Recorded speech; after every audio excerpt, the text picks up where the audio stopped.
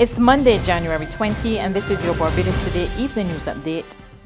Prime Minister PM Mottley is getting Trinidad and Tobago's full support for her decision not to send a representative to meet with U.S. Secretary of State Michael Pompeo in Jamaica tomorrow.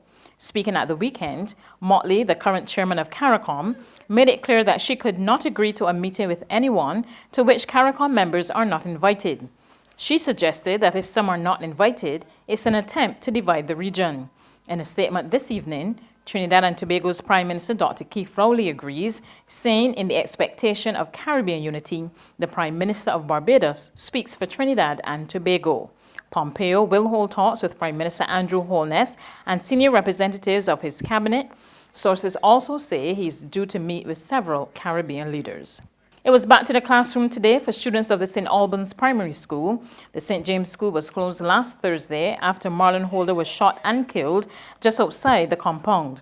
The Ministry of Education denounced the incident and provided counselors to provide support to teachers and students. The Barbados Association of Retired Persons says it will be seeking to improve the quality of life for elderly Barbadians this year. At a news conference today, BARP President Marilyn Rice-Bowen said the association is concerned about the elderly, particularly those living on their own. Her comments come on the heels of a fire at the weekend, which claimed the life of 81-year-old Inez Fields. We record with sadness the passing of the lady, I think her name is Miss Fields, last week, who was burnt to death at age 81 in her home, although she had electricity. And what we want to suggest is that there are some persons, and I'm speaking now as an older person, you want to stay by yourself, but if at least you can have a roster done where somebody stays with your seniors at night. In the day is not a problem, but let's have a roster where people stay at night. Rice-Bowen says the organization will also be tackling a range of other issues.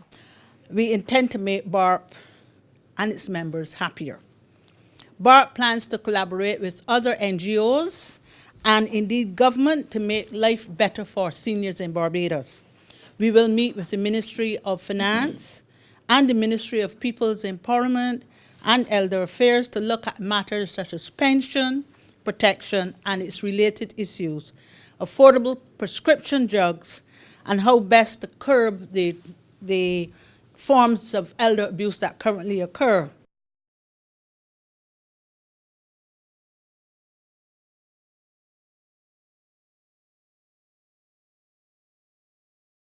Christchurch East Member of Parliament Wilford Abrams chided community groups, religious organizations and ordinary citizens for not doing more to combat crime. He told his constituents last evening that there has been too much silence and more people are becoming desensitized to the frequency of brazen crime.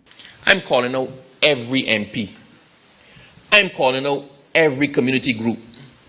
I'm calling out all the national organizations.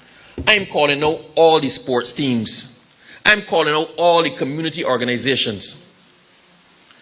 All of us, our silence has been too long. Silence is consent. We, by our silence, have tacitly consented to what has been happening in Barbados. He urged citizens to take a stand against lawlessness and help to save young people from the wrong path. And the person that you pull off the block or that you shift away from badness might be the same person that, had you not done it, may have ended up killing you or somebody in your family. As I said, we got to help the people that we can help, right? And Barbados is a good place. Barbados is a blessed place. I don't want to live anywhere else other than Barbados. But I also cannot accept the Barbados that we are now coming to live in. It did not happen overnight. This version of Barbados that we keep hearing about in the newspapers or on the news media didn't happen in the last 12 months. This has been a steady progression over years. Over years. It has been caused by a breakdown in a lot of the social systems. It has been caused by a breakdown in a lot of the social safety nets. It has been caused by breakdowns in families. It has been caused by people not going to church. It has been caused by older people being afraid now to speak to younger people and direct them. There's regional and international news after this short break. Festive Friday at the Bridgetown Night Market at Pelican Craft Center. Kick off the weekend this Friday from 4 p.m. to midnight with loads of food, drinks, and entertainment. Get ready for Crop Over with the Rhythm Roots Street Parade. Party like it's Kadooman Day on the street around Pelican Village with costume reveler, music, and more. It's Festive Friday. It's Festive Friday at the Bridgetown Night Market at Pelican Village Center from 4 p.m. to midnight. Admission free.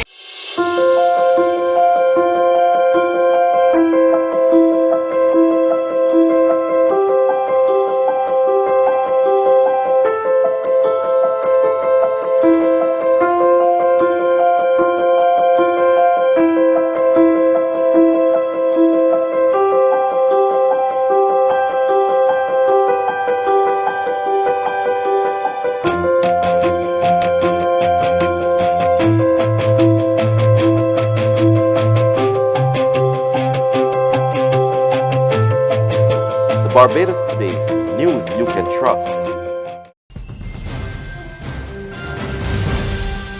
To regional news now, Jamaica's Prime Minister Andrew Holness has put to rest suggestions of an early general election. Elections are constitutionally due next year. The People's National Party has stepped up its campaign in preparation for an election being announced. Speaking at an Area 3 Council meeting in Clarendon yesterday, Mr. Holness said the government was focused on maintaining stability in the country.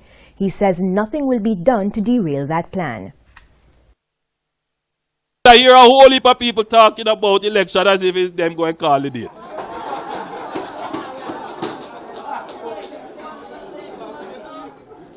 You know, as a man already gone to the starting line, you know, ready to take off.